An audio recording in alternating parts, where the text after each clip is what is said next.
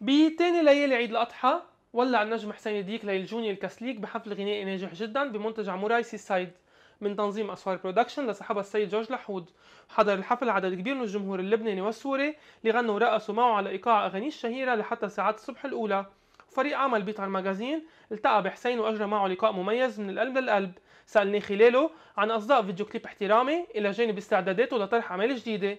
نجم حسين ديك اهلا وسهلا فيك على بيطار ماجازين. هلا كنا معك عم نواكب الحفل، كنت مولعه. بدي اقول تسلم لك لي. يعطيك الف عافيه ومبروك كل النجاح. تسلم لي حبيبي، ان شاء الله بتضلوا بخير ونعد عليكم جميعا بالف خير. شكرا لك يا حبيبي. وعليك يا رب. حسين، من بعد نجاح اغنيه احترامي اللي اصدرتها من شهر ونص تقريبا، كيف توصف لنا اصداء هاي الاغنيه وشو ناطرنا هلا بعد شيء هيك جديد نولعها بالصيفيه معك؟ حبيب قلبي، ان شاء الله في كم قصه جديده عم يتحضروا، واغنيه احترامي الحمد لله عملت نجاح كبير.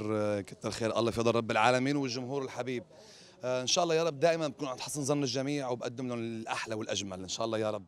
وعن سر وراء نجاح اعماله الغنائيه وتحقيقها نسبه مشاهدات عاليه جدا، رد حسين علينا وقال: ليك لحتى اقول لك، اذا بقول لك في سر، محبه الناس اكيد. اكيد هذا هو السر الكبير. هي محبه الناس هو اللي القصه الكبيره كلها، ورضا من الله والوالدين الحمد لله كتر خير الله. يعني نحن من بنعمل الغنية بمحبه، بنشتغلها بتعب وبنقدمها وبنطرحها للجمهور الحبيب، وهي المشاهدات الكبيره هن الفضل لهم. ان شاء الله يا رب دائما بكون عند حسن ظنهم ومحبتهم الكبيره.